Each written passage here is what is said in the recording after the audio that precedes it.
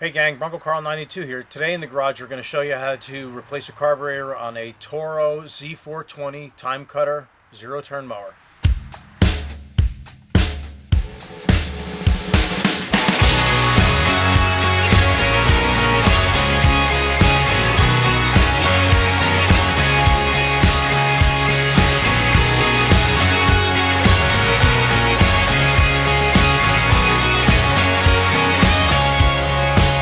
So I have a 2006 Z420 Toro time cutter zero turn mower. It has about 250 hours on it. This spring when I took it out of storage, even though I properly fogged out the carburetor like I normally do with stable and then spraying fogging oil in it like you do on an outboard motor, the float seems to be stuck at this point. It's loaded up badly with fuel. I took it off the truck, and the carburetor absolutely just filled up with fuel. So I was going to rebuild the carburetor. I looked up a kit for it, and then I found that Amazon has a complete replacement Briggs carburetor for $60, and I felt that that was a no-brainer, and I thought it would be a good video to show everybody how to just quickly replace the carburetor on one of these things. So it has a 465cc Briggs Intek single cylinder engine, and I'm not sure of the horsepower rating on it. I think it's somewhere around 14 and a half, 15, somewhere around there. Yeah, so the other thing that this mower is chronically done since I've owned it is when you shut it off, there's electric solenoid on the bottom of the carburetor, and if the thing doesn't backfire when I shut it off, I think something's wrong. So it's like you shut it off and then you count to 3 and you hear boom. So hopefully the new carburetor will square that away. But anyway, enough rambling. Let's get started. Okay, so fresh from Amazon, we have a complete carburetor kit. This is part number B005F6QJIQ. A very weird part number. And this is a carburetor that will replace a bunch of different numbers. It was actually spec'd also to fit this one, so let's open the box up and see what we have.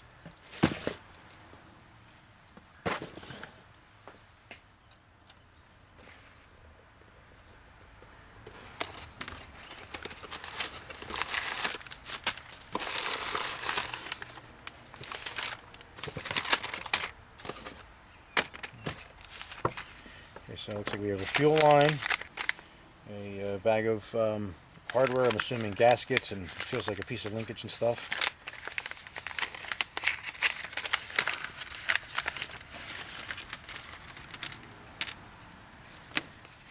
Instructions, awesome. A couple of linkage clips, a gasket, 2 fuel lines, some sort of linkage.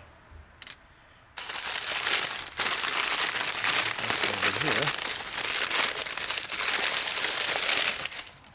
would be our carburetor. Nice. Alright, so let's get you over to the machine and we can get started. Okay, so let's get some access to the engine. So there's just these 2 cowl screws, I guess you'd call them.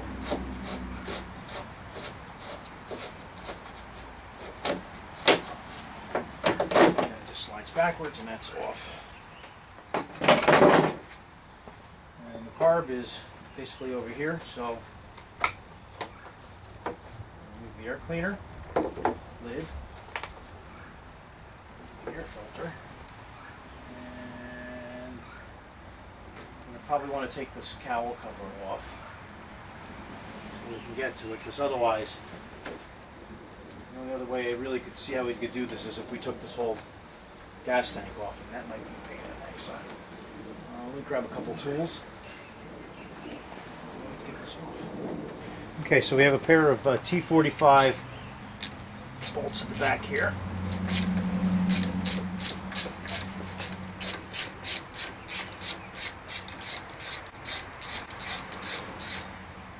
These look like they're actually made to have something clip over them, maybe for a different application. The threads actually kind of small for such a large head size.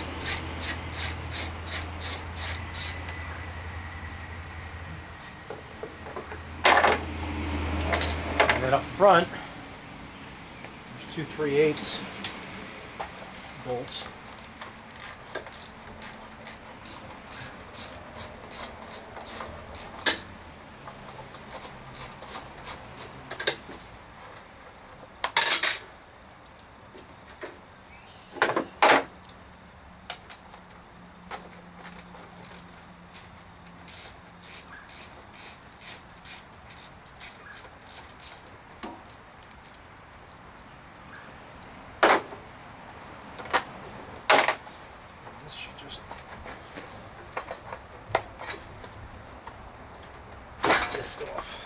Okay, here's our carburetor. So there's a fuel line here that we need to remove. Then looks like 2 nuts here that are probably 3/8. Maybe 7/16. And then this air horn will come off, and then the carburetor should just slide off these studs over here. Okay, so there's a worm drive clamp on here. That I guess I put on there. Originally this had a, I guess a squeeze clamp, spring type clamp. Broke or something, so I changed it over to worm drive style. Okay. Fuel line's out of the way.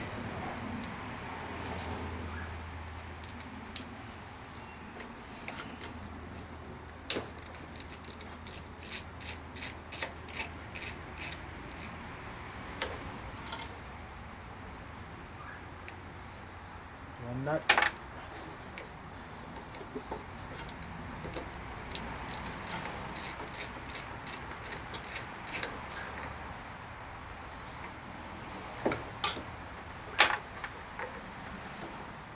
There's our air horn. We'll clean that up.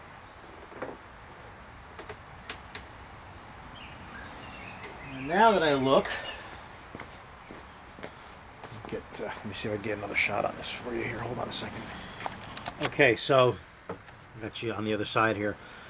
These studs actually have a hex down here, and the studs actually bolt into here. So this, I guess, becomes an adapter for the air horn. So that's just a 5/16.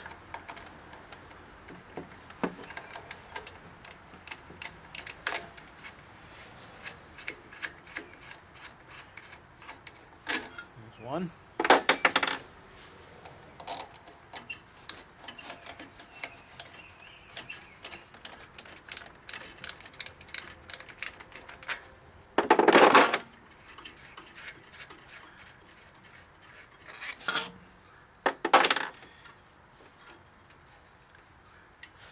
And then there's a little connector on the bottom of the carburetor, which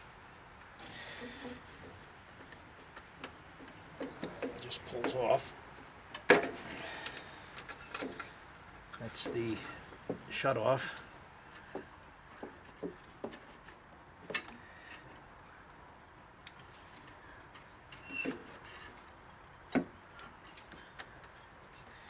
Now all we have to do is deal with this linkage.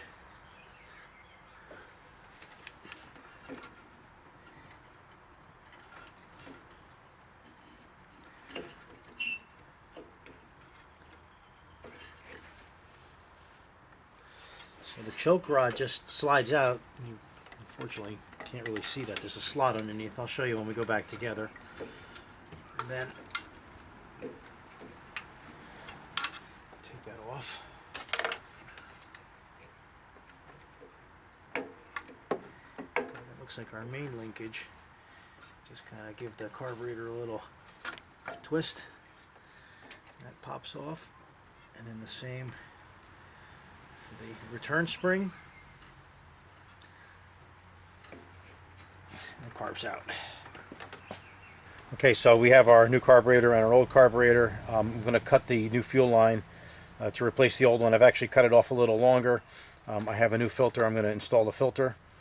And these pieces over here, this is in case you want to add a choke rod on the outside instead of having the choke that's activated through the throttle, which is the way it is now. I'm going to leave it that way, so we're not going to use these pieces. So you can just stick them over here. So I'm going to actually take these clamps off here. Now I'm going to use the spring clamp at the carburetor, and then we'll use these worm clamps at the filter to ease maintenance.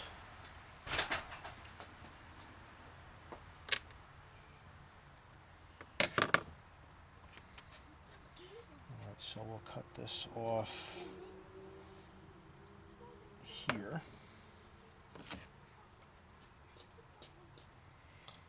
I don't think this is a molded hose. I just think it's got the curve in it from the from shipping.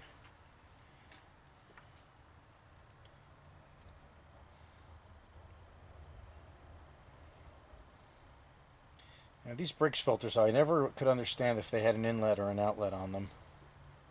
They look the same both ways, so we'll just put it on the same way I had it before.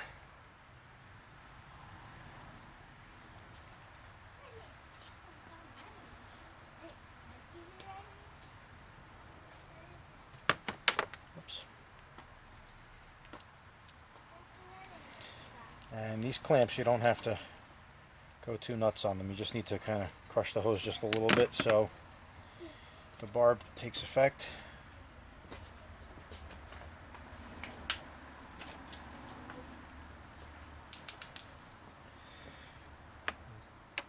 Open our spring clamp up.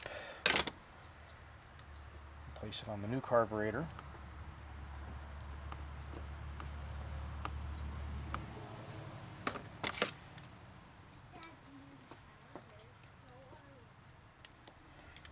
Okay. And now we'll take this over to the tractor and install it. Okay, so we're going to take our new carb and the new gasket. I've cleaned the manifold off. First we need to get our linkage in order. So with a little twisting and finagling, that goes in. And our return spring. And that is a little piece of wire.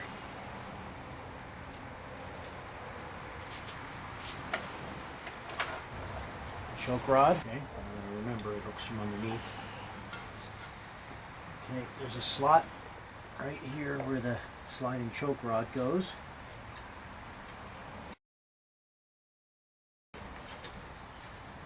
And our carburetor's in place. That was a little cryptic. Okay, here's our gasket. And our bolts.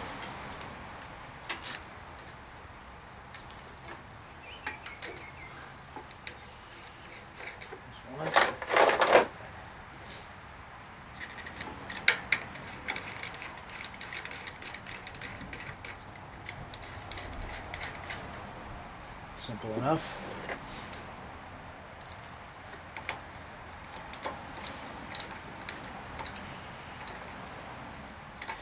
And you don't have to go too much more than snug on these, because the intake only is plastic and you don't need to break anything. Put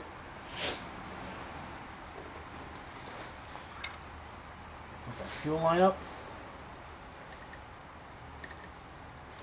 That.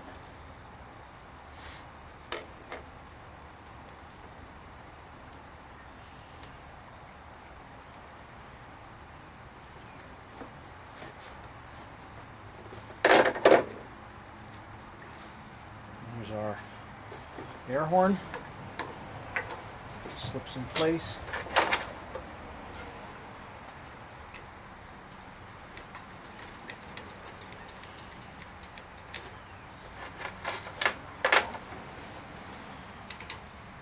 Of course, one thing I did forget to get for this project is a new air filter, but I'm going to run out and I thought I had the right oil filter.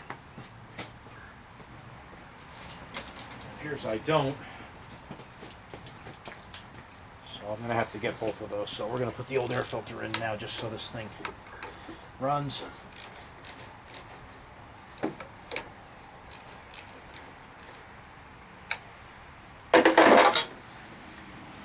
Vent hose.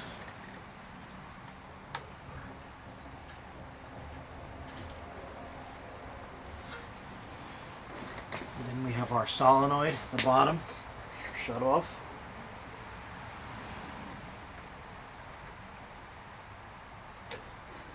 Clips in the bottom.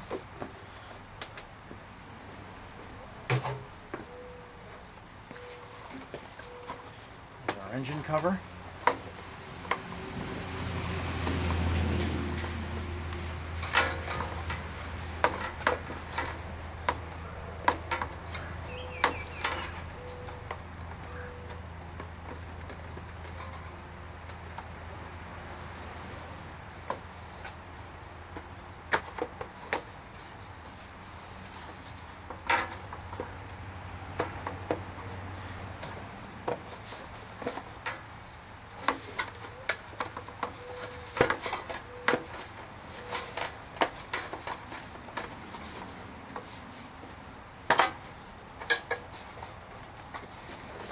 There's just a few pieces of tin and everything that all have to be kind of stuck in the right place as you put this cover down.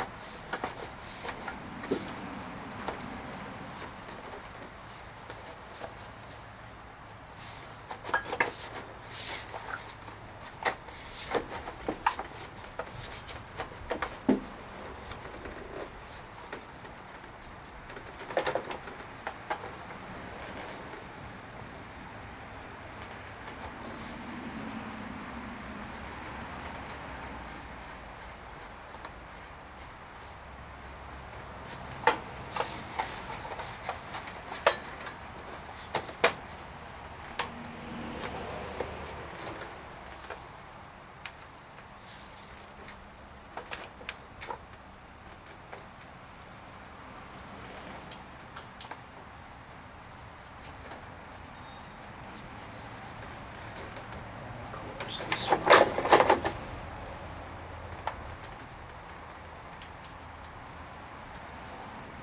If you're wondering what this ground wire is, if your tractor doesn't have this, it's a ground for my hour meter. It's the most convenient place to put it.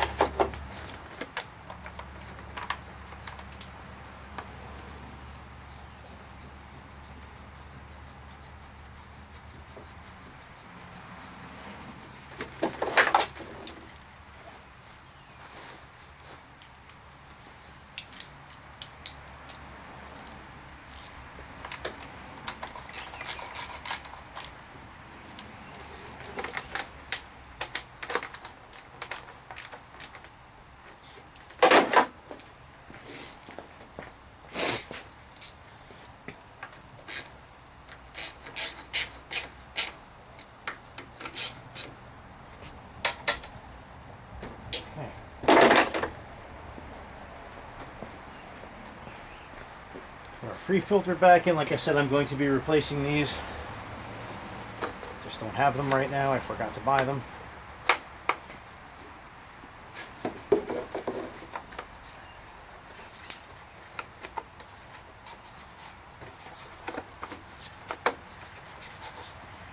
Alright.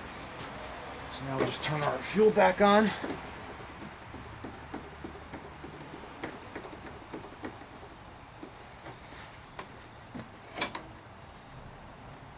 Give it a shot.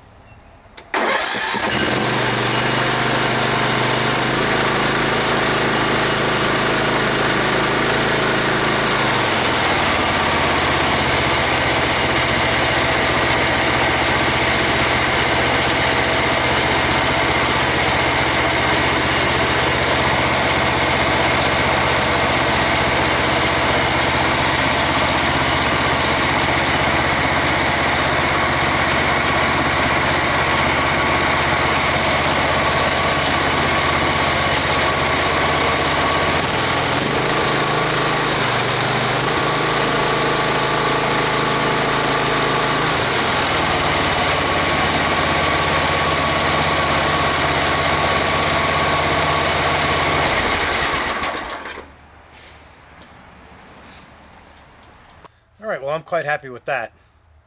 She started right up. I'm sure there was still a little gas left in the intake from when it was leaking down so bad. But otherwise, it idles really nice now. I had an idling problem also, which I don't know if I mentioned earlier in the video. If I tried putting it down to idle, it would stall out. So I'm assuming that the carburetor might have had something to do with that too. So well, anyway, I'm going to go cut the lawn now. So as always, thanks for watching Bronco Car 92, and we'll catch you again soon. Take care.